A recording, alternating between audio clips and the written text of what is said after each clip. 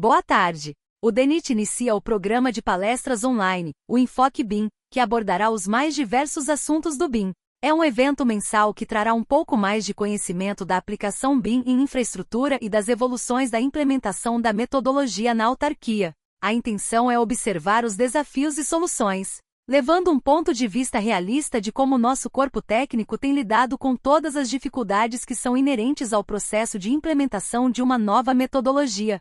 Hoje trazemos Túlio Nonato, Jonas Favarin e Júlio César Farias, da SP BIM, que compartilhará seus conhecimentos a respeito do tema BIM na prática, da capacitação à excelência em projetos. Passo, portanto, a palavra aos profissionais e desejo a todos uma boa palestra. Boa tarde a todos. Meu nome é Túlio Nonato, estou aqui com os meus dois colegas e parceiros aqui, Júlio César Farias e Jonas Favarin, para a gente falar um pouco sobre BIM na prática, da capacitação e a excelência de projetos. Desde já eu queria agradecer a todo mundo que está participando aqui dessa live com a gente, queria agradecer aos dois por me acompanharem aí nessa jornada sobre capacitação, e a gente vai falar um pouco mais sobre linhas gerais de BIM, mas também da capacitação dentro da área de infraestruturas, ok? Então, vou passar a palavra aqui para o Jonas e a gente vai começar a nossa apresentação. Bom, prazer, eu sou o Jonas Favarin, sou engenheiro civil pela Unifeb, tenho MBA em gestão de projetos pela USP-Exalc, sou consultor na SP BIM e também desenvolvo automações para o setor da construção civil, sou professor de pós-graduação na IBPOS, instrutor certificado pela Autodesk, sou co-host do podcast AECTech, junto com o Júlio, que está aqui, e tenho experiência em coordenação BIM, projetos de data center, hospitais, fábricas de vacina, etc. E aqui eu vou trazer um pouco dos desafios, dessa digitalização no setor da construção civil. A gente tem hoje um contexto em que várias empresas estão se adaptando a essa transformação digital, mas eu gostaria de trazer alguns números, para a gente falar um pouco, dessa parte da capacitação. Então, inicialmente, sobre a necessidade de capacitação, para essas mudanças de tecnologia, um estudo de 2024 sobre a digitalização na indústria da construção revelou que 99% dos profissionais identificam a necessidade de capacitação em relação à transformação digital. E isso mostra, uma busca por conhecimento que não é só uma opção, é uma demanda hoje no mercado. E olhando ali para os principais tópicos que esse estudo trouxe, os desafios estão, então, nas metodologias de planejamento e gestão, no uso de soluções específicas, para a construção, ferramentas para análise e uso de dados, conhecimento básico, sobre essas soluções. Então, isso demonstra que ninguém pode ficar parado. A gente precisa se adaptar, porque senão eu vou me tornar obsoleto nesse mercado que está em constante transformação. E aí, falando mais especificamente sobre a metodologia BIM, hoje a gente tem 95% dos profissionais afirmam ter familiaridade com a metodologia, então demonstrando uma percepção favorável. Nessa pesquisa, 77% desses entrevistados demonstraram ali uma visão positiva sobre a metodologia. A gente tem ali 15% que tem não sabem, se isso é positivo ou negativo, e menos de 10% enxergam a metodologia BIM como algo negativo. E aí, pensando, nas oportunidades que nós temos através da transformação digital, problemas, que nós queremos resolver através da tecnologia. Na pesquisa, a gente trouxe necessidade de refazer tarefas que foram realizadas de maneira incorreta na primeira vez, atraso na obtenção de permissões ou habilitações, impossibilidade de realizar as tarefas planejadas no tempo devido, revisão de premissas, compra inadequada. Tudo isso a gente consegue, resolver através da tecnologia. E aí, falando um pouco mais sobre essa jornada de adoção da metodologia BIM, dentro da pesquisa foi separado em 3 agrupamentos de cenários dessas pessoas ou empresas que estavam sendo entrevistadas. São pessoas que estão no contexto de total desconhecimento da metodologia BIM, pessoas que estão na descoberta e aproximação, né, o profissional busca conhecimento, mas muitas vezes de forma isolada e sem continuidade, e os que estão já na experimentação prática, que já estão aplicando no dia a dia. E de todos os entrevistados, 56% ainda se encontra nesse estágio de descoberta e aproximação, já sabe o que é, mas ainda não conseguiu ter uma experimentação prática, né? Fez estudos, conheceu uma ferramenta, mas não conseguiu realmente aplicar ela num contexto real. E aí, pensando nessa descoberta e aproximação, qual que é o grande problema? A gente vê que 86,5% desses profissionais veem os esforços de adoção sendo descontinuados no tempo. Ou seja, inicia-se esse processo sem metas, sem objetivos claros, e então, com essa incerteza de se isso está dando resultado ou não, as empresas acabam descontinuando, né, esse processo de adoção da metodologia. E a gente vê um número aqui preocupante que só 38% desses profissionais nessa fase realmente receberam uma capacitação formal. Muitos deles, então, foram, né, nas próprias pernas ali tentando buscar resultados. E então eu trago esses números realmente para abrir esse gancho da gente falar sobre capacitação e o quão importante é fazer isso de maneira estruturada. E agora eu vou passar a palavra para o Júlio falar um pouco sobre isso. Fala pessoal, tudo bem? Meu nome é Júlio. Gostaria de agradecer aqui a participação deste evento. Bom, eu sou arquiteto urbanista de formação. Atualmente aí eu estou indo para a minha 8ª formação em pós-graduação. Fiz alguns cursos que eu acredito ser complementares para a carreira, desde mestre de obras, engenharia civil, BIM, TI, gestão de negócios, marketing, vendas, enfim, tudo no seu ecossistema. E atualmente eu ministro ali em 4 pós-graduações, treinamentos e formações na área de BIM, uma delas a mais conhecida ali é a Zigurá, e também na inteligência artificial, na EBPOS, como entre outras. São mais de 140 empresas que a gente já teve atuação com implantação de BIM aqui no Brasil, recentemente uma experiência internacional nos Estados Unidos, e são mais desses 12 anos de experiência aí na minha carreira, com projetos de arquitetura e engenharia, desde nacionais e internacionais, utilizando BIM. Eu gosto sempre de falar que eu não utilizo a metodologia tradicional desde 2012. Dado o contexto de capacitação, que é uma das coisas que a gente defende bastante aqui na SPBIM, a SPBIM é um escritório de arquitetura, engenharia e construção, que presta serviço para escritório de arquitetura, engenharia e construção. E quais são as motivações versus as barreiras detectadas atualmente no mercado? Daqui a pouco eu vou mostrar um gráfico para vocês bem interessante. O primeiro deles, as motivações: melhorar a produtividade, inovar e se diferenciar, é requerido para participar ou financiar projetos. Então é muito importante que hoje você que não está utilizando o BIM ainda é uma oportunidade, mesmo que seja uma obrigatoriedade quando a gente fala no mercado ali público. No privado a gente acredita que já esteja mais à frente dessas situações. Barreiras: falta de pessoal treinado. A gente sabe que agora com o nível de BIM, como o BIM é uma simulação de um prédio no meio digital, você precisa se especializar, saber um pouco mais além da formação de arquitetura e engenharia. Existe uma necessidade de um investimento um pouco maior do que era antigamente, de máquinas e também softwares, e também a questão da dificuldade de demanda. Ainda mais a gente acredita que é muito importante o uso do BIM para que você tenha não só um diferencial competitivo, mas também você não vai conseguir competir mais se você não tiver BIM na sua empresa ou na sua carreira. Bom, esse gráfico aqui é bem importante, quem tiver curiosidade, você pode digitar ali Google Trends para você ver as tendências sobre o que estão pesquisando. Você pode aplicar isso para qualquer solução. E eu fiz um breve comparativo bem simples aqui entre AutoCAD, SketchUp, Revit, ArchiCAD no cenário aqui do Brasil, desde 2004. Então, se a gente for olhar aqui, nós podemos observar que o AutoCAD vem em um declínio. E aqui eu tive um breve crescimento do SketchUp, por exemplo, ao longo dos anos. Aqui, boa parte, porque ele foi ali adquirido e desenvolvido também pela Google naquela ocasião. E aqui eu tenho uma exponencial a partir de 2012, nesse amarelo que é o Revit, que é uma das soluções hoje no mercado, que é só um exemplo. E aqui o verde é o ArchiCAD. Ou seja, a gente está tendo uma sobreposição do azul para troca entre o amarelo e o verde, que é a nossa interpretação hoje aqui na SPBIM, com mais de 4 mil alunos. A gente sabe como tem sido o comportamento, pelo menos aqui em São Paulo, a gente pode falar com muita propriedade.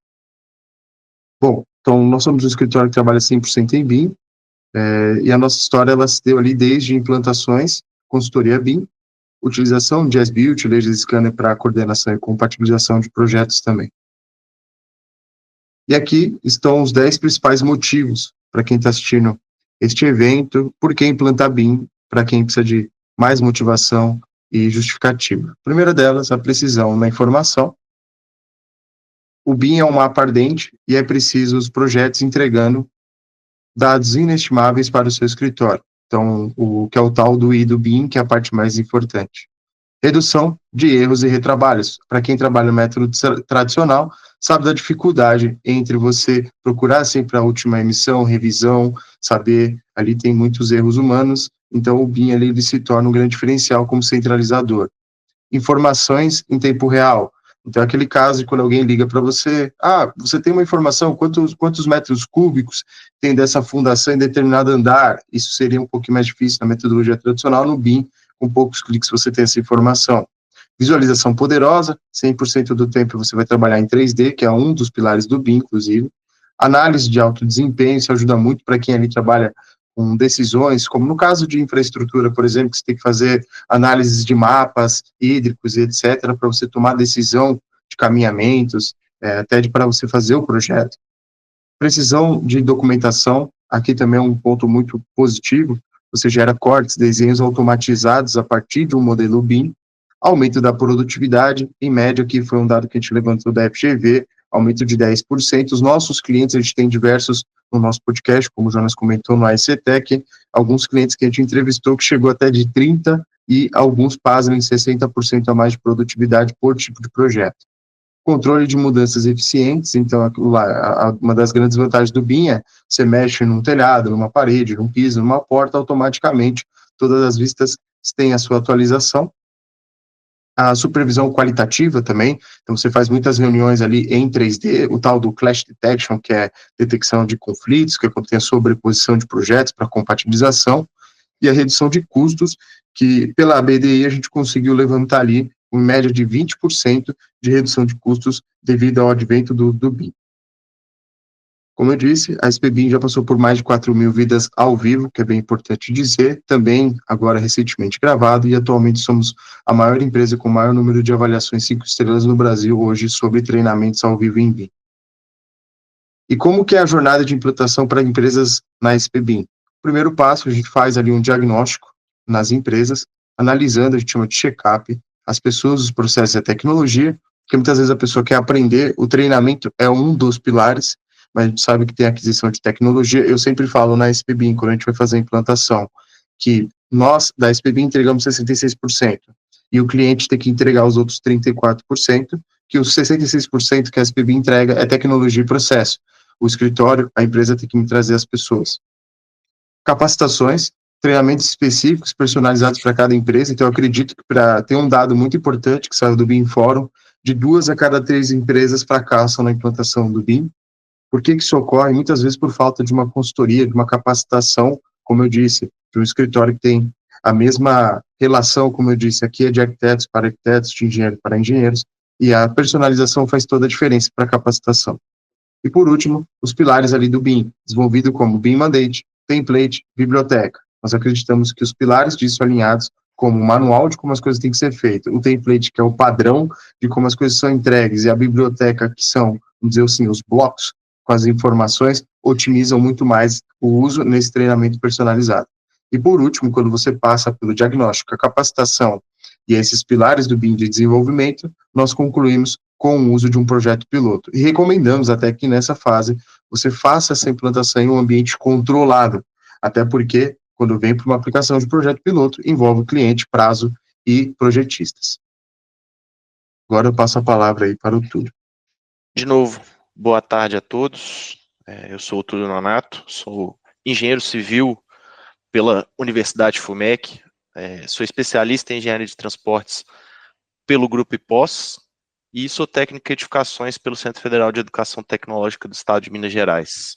Hoje eu sou proprietário da TNM Engenharia e Projetos, eu sou consultor de infraestrutura urbana da ONU Habitat no Brasil, sou Senior Associate da UNOPS, que é o braço de gerenciamento de projetos da ONU, tenho experiência em vários projetos de capital ao longo da minha carreira, desses quase 15 anos de carreira, né?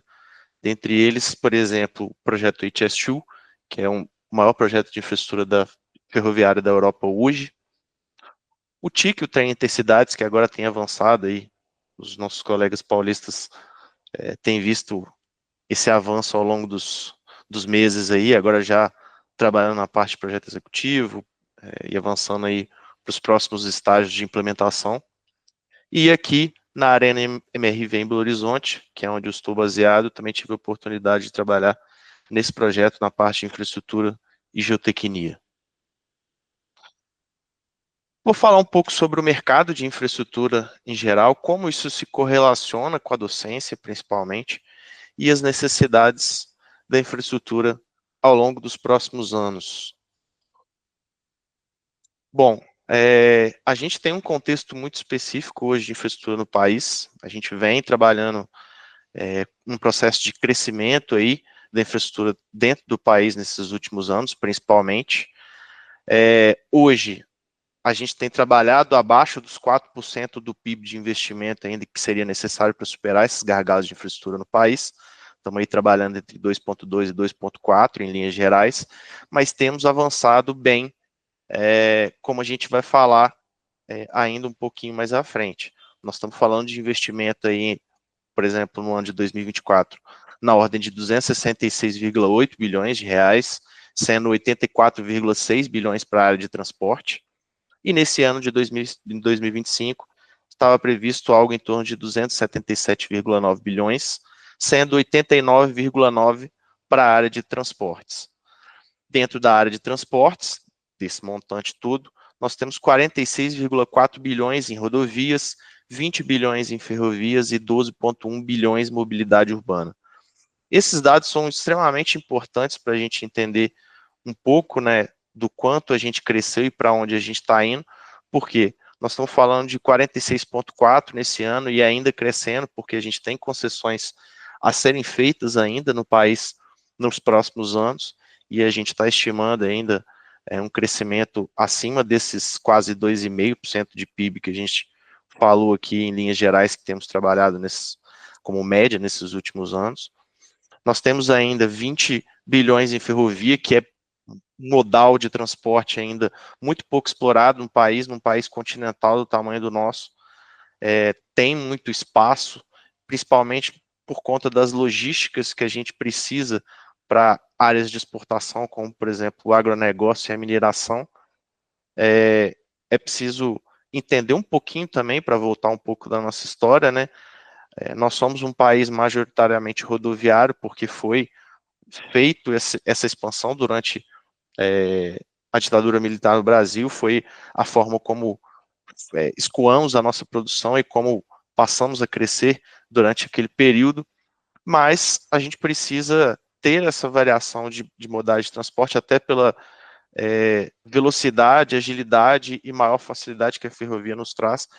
Então a gente tem ainda muito espaço a crescer e aumentar ainda mais esses valores de investimento ao longo dos próximos anos. E por último, queria chamar a atenção nos 12,1 bilhões em mobilidade urbana, porque a gente precisa voltar também a entender como nos comportamos enquanto sociedade nesses últimos anos. A gente tem as questões ambientais, as questões de carbono, que são discussões muito pertinentes nesses últimos anos aí, e tudo isso traz uma nova necessidade de organização de mobilidade urbana, de necessidade de transportes coletivos, e com isso uma necessidade maior de investimento para, consequentemente, a gente ter uma redução de automóveis aí, de emissão de carbono ao longo dos próximos anos. Então, esses 12,1 são pontos de partida, mas que tendem a ter um crescimento ainda muito grande nos próximos anos, em especial até 2027, como aponta a Ernst Young aí, nos estudos recentes que ela fez. Ainda temos uma última área, que não é uma área de domínio meu, mas que podemos citar como importante, que é a área de saneamento. Nós somos um país ainda em desenvolvimento, e a gente tem essa necessidade de saneamento, né, ainda em muitas partes do nosso país. Então, hoje nós temos trabalhando aí na casa dos 46 bilhões de investimento.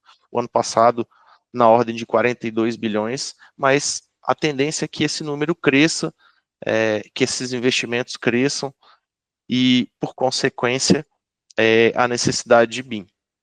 E por que essa necessidade vai ser maior? A gente teve recente o lançamento da nova estratégia BIM-BR, que vai fazer parte do pacote de ações da Nova Indústria Brasil e do novo PAC, que é de extrema importância, principalmente para a área de infraestrutura, tá? E aí o BIM vem nessa esteira de crescimento para promover um rumo, para dar um novo rumo para essa indústria 4.0 que a gente precisa trazer para dentro do nosso país para fomentar a nossa economia, mas também para melhorar principalmente a gestão e as compras públicas e a gestão de projetos, né, como um todo dentro do nosso país. Então, essa nova estratégia, ela vai fazer parte de uma estratégia ampla no contexto industrial, em especial para nós da infraestrutura, que vai ter um peso muito importante para o que faremos para os próximos anos. Dentro dessa nova estratégia, nós temos um eixo muito específico, que é o eixo B, que é justamente sobre a formação profissional, para termos condições mesmo de suportar tecnicamente e estruturalmente esse plano de desenvolvimento. E aí nós vamos falar de algumas formas, né, como o plano trata e como hoje, não só a SPBIM, no qual eu sou parceiro ali como docente, mas também para os nossos objetivos como país e como sociedade em linhas gerais, tá? Mas é de suma importância entender que a gente precisa formar novas capacidades, novas docências, novos profissionais para a nossa área em específico, não só do BIM, mas para o BIM e infraestrutura, para que a gente consiga atender todos esses números e toda essa ânsia de crescimento que a gente tem tido ao longo dos últimos anos. Então, nós vamos falar um pouquinho disso aí agora e vamos dar sequência aqui. Bom, a gente vai precisar efetivamente mexer nas nossas grades curriculares, né, dos nossos cursos de engenharia e arquitetura ao longo dos anos, né, que não foram feitos, né, essas modificações, mas vão precisar ser feitas para se adequar a essa nova necessidade do BIM, por consequência, necessidade da nossa indústria, né. Isso é um dos pontos de eixo que eu considero, pessoalmente, que a gente tem um gap aí nesse processo de mudança, e isso abriu muito a margem para os nossos cursos livres e para empresas como o SPBIM trabalharem dentro desse processo de formação como um todo, né, em função dessa nova necessidade. O novo BIM-BR trabalha com essa ideia, mas a gente já tem essa necessidade anterior a isso e a gente já viu o mercado privado trabalhando com essas novas demandas. Não só isso, mas para a criação de novos laboratórios, que é uma das demandas, né, do eixo B, os novos acordos de cooperação, e aí vai ser importante a gente trazer esse conhecimento de quem já trabalha na docência de BIM, já trabalha no desenvolvimento e na fomentação do ensino de BIM no país, e a expertise que essas pessoas têm no ensino para dentro desses novos braços, aí, principalmente na administração pública federal e também no ensino federal, e por consequência a gente seja capaz de ampliar o número de profissionais sem ter um gap de espaço-tempo muito grande. Porque, como eu falei, a gente já tem um gap de necessidade se a gente comparar a outros países e nos seus processos de desenvolvimento, que inclusive foram base para essa ideia inicial, se a gente pegar, por exemplo, a Inglaterra, a gente chegar no nível em que eles estão hoje, para que não seja um processo extremamente moroso e devagar, a gente vai precisar contar com quem já trabalha e quem ensina BIM no país, para que a gente consiga avançar de uma maneira um pouco mais célere. E aí a gente vai precisar pontuar dentro desse processo de docência, né, algumas questões, que aí o método com que a gente já trabalha, de trazer o projeto, o ensino de projeto para a sala de aula, utilizando exemplos diretos, exemplos claros e reais do dia a dia de projeto para a sala de aula. Esses pontos, essa forma de ensinar, essa forma de passar esse conhecimento vai ser importante para a gente mitigar esses pontos de aprendizagem, porque a gente tem uma necessidade multidisciplinar de se trabalhar com todas as disciplinas e não só na nossa caixinha. A gente ainda tem uma dificuldade de pensar projeto em linhas gerais como um todo e não como uma única disciplina, e a gente vai precisar de passar essa experiência já vivida, igual eu, que tenho essa experiência em projetos de grande porte, como foi o HS2.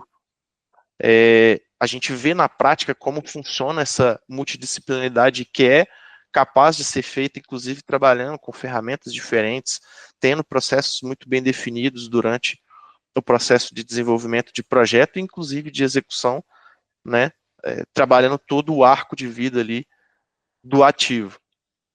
E isso só vai ser possível a gente com essas experiências que a gente traz reais do dia a dia para a sala de aula. Para além disso, a gente ter os laboratórios digitais em ambientes virtuais, para além de uma experiência só meramente imersiva, para a gente usar ele como uma parte de um processo que visa ser melhorado ao longo dele. A gente já tem, por exemplo, os ambientes hoje sendo trabalhados como uma forma de a gente discutir construtibilidade, principalmente, mas a gente usar essas experiências e esses laboratórios digitais como laboratórios mesmo para testar e expor os nossos processos, a metodologia, inclusive também as próprias ferramentas como um todo, como algo que pode ser melhorado para que a gente consiga chegar no resultado final, não só se tratando de docência e de ensino, mas também nos resultados na melhoria da gestão de ativos, da melhoria das gestões de compras, nos casos governamentais, né, e do ciclo de vida todo do ativo e consequentes impactos financeiros que advêm disso. Ok? E aí, assim, a dor que o Jonas trouxe no início da nossa explanação aqui, no início da nossa apresentação, ela também é uma dor dentro da infraestrutura. A gente tem essa falta de profissionais especializados. Eu poderia dizer que ela é um pouco até maior dentro da área de infraestrutura, porque assim, a gente tem muito conhecimento técnico, mas aí o conhecimento do BIM ainda é muito incipiente dentro da área de infraestrutura.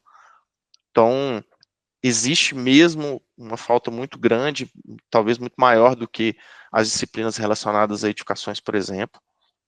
A diferença de maturidade entre edificações e infraestrutura, ela é um ponto, um gargalo muito considerável e muito grande ainda, apesar de termos caminhado ao longo dos últimos anos e termos melhorado em bastante pontos, ainda existe uma diferença considerável entre edificação, por exemplo, e infraestrutura. A gente precisa melhorar muito ainda o processo de exportação de informação, a forma de trabalhar com as informações, a forma de se apresentar e o nível de detalhamento das informações, e o processo como um todo dos ativos de infraestrutura, que muitas das vezes, inclusive, se correlacionam com essas outras disciplinas, como as edificações.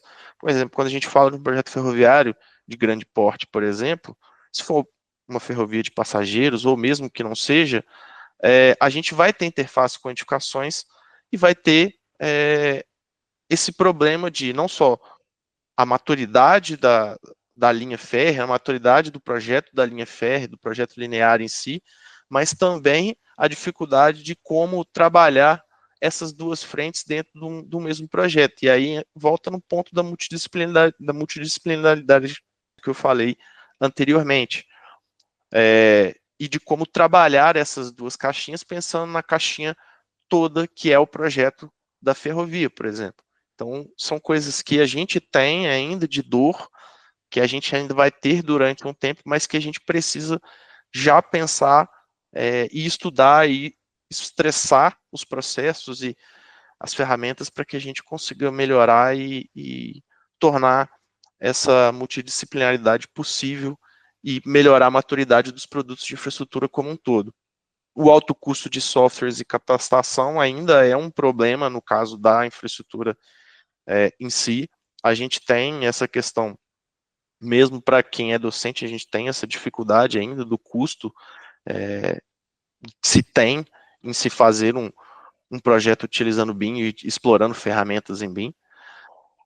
E a gente vai ter que tratar isso, e talvez agora com uma ajuda maior e com uma intervenção e um interesse maior governamental nisso, talvez a gente consiga melhorar esse custo e reduzir um pouco esse custo para que a gente consiga difundir de maneira mais capaz e mais rápida o BIM dentro da área de infraestrutura.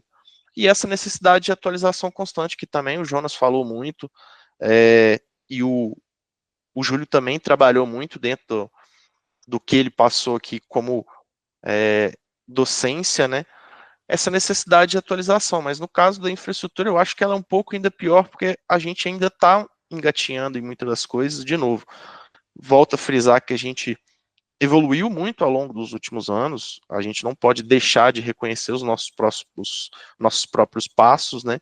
Mas a gente ainda tem muito a caminhar, e às vezes a gente dá 2 passos e acaba caindo voltando atrás, porque já tem uma outra atualização logo à frente que precisa ser acompanhada. Aí a gente tem várias, aí a gente pode falar de IA, a gente pode falar dos próprios gêmeos digitais para a área de infraestrutura, que ainda é uma coisa muito incipiente, mas pode ser muito bem utilizada, e acredito que vai ser muito bem utilizada nos próximos anos.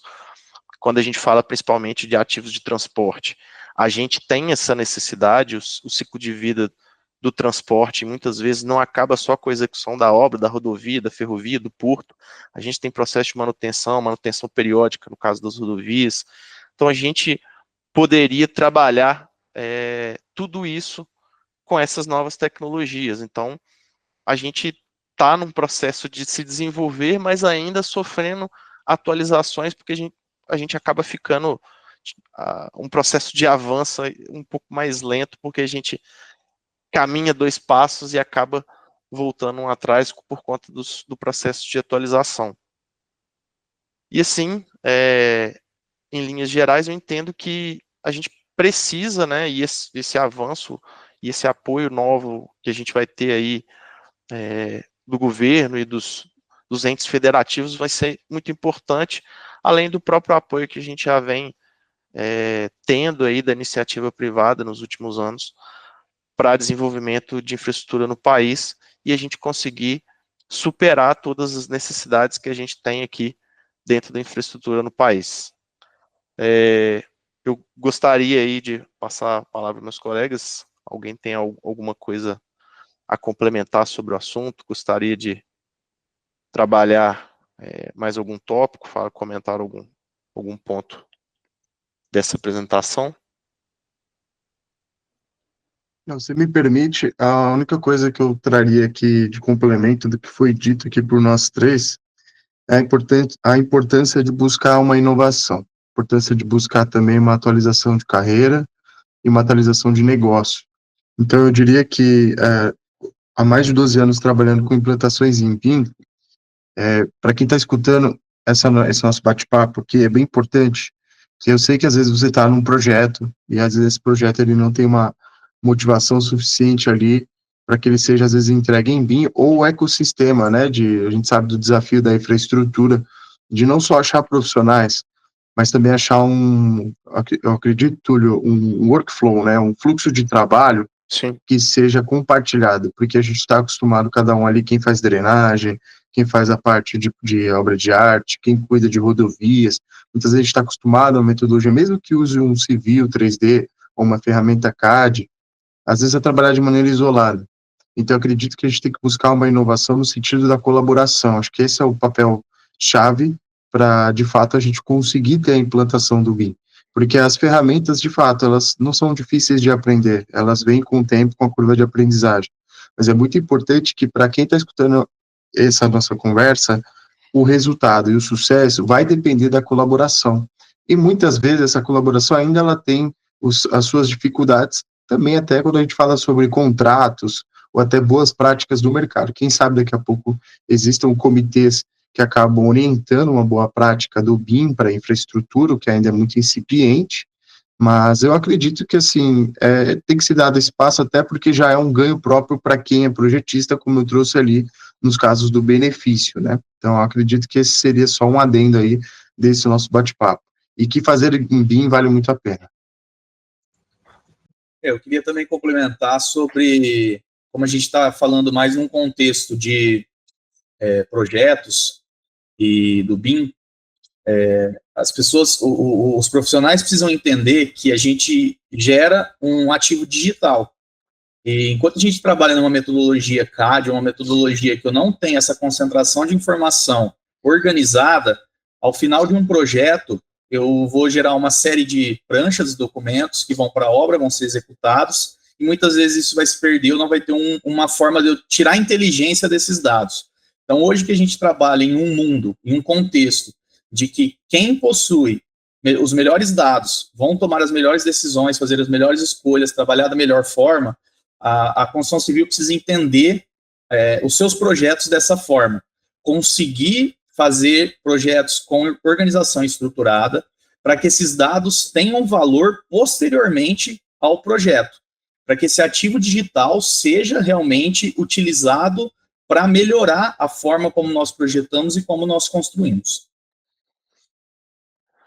E aí, até pegando o gancho no que vocês dois falaram, sim, a gente não tem um workflow dito assim, escrito em pedra hoje para processos em linhas gerais assim, de infraestrutura, seja de modalidade de transporte, seja de saneamento, o que eu já tive alguma experiência também de trabalho. Isso é problemático justamente por conta dessa visão que a gente tem ainda dentro da infraestrutura de caixinhas mesmo, de ver só a sua própria caixa e não fazer a análise multidisciplinar do todo. Então, acho que precisa se discutir aí, e o papel da docência é fundamental, como vocês mostraram, não só nos resultados do que a SPBIM já conseguiu fazer, o papel da docência é fundamental também de mudar esse mindset de quem faz projeto, de quem compra projeto, de quem executa projeto, porque só assim a gente vai ter, de fato, um norteador, vai ter, de fato, um resultado pensando em desenvolvimento de BIM dentro do nosso país e efetivamente vai conseguir agregar valor aí às nossas cadeias produtivas e o nosso processo industrial no país como um todo.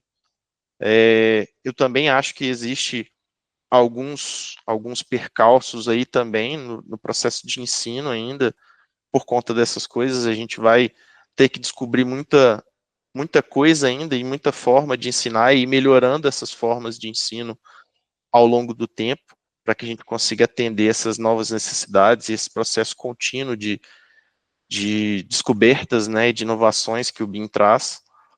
Como vocês também vêm da área de edificações, vocês também já têm esse know-how, né, já tem um processo um pouco mais bem construído desses workflows e mais consolidado em linhas gerais da trabalhabilidade dessas informações, que eu acho que é uma coisa que a infraestrutura ainda vai precisar trabalhar, e eu tento trazer muito disso, pelo menos a nível de conhecimento dos meus alunos, para que a gente fomente esse pensamento que a gente precisa melhorar e efetivamente estimule esse processo de pesquisa, que também faz parte desse eixo educacional que a gente está planejando dentro dessa expansão de BIM do país. Então, agradeço demais a vocês pela contribuição, pelo tempo de vocês aí. Agradeço todo mundo que está nos assistindo aí agora pelos canais. Agradeço ao pessoal do DENIT pelo convite.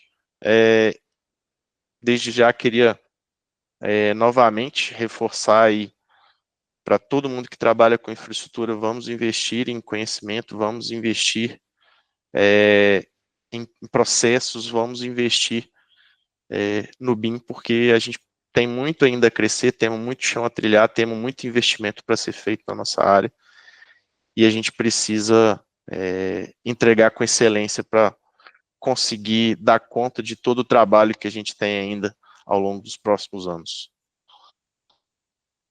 Um grande abraço a todos aí e bom restinho de tarde. Boa tarde, pessoal. Obrigado, pessoal.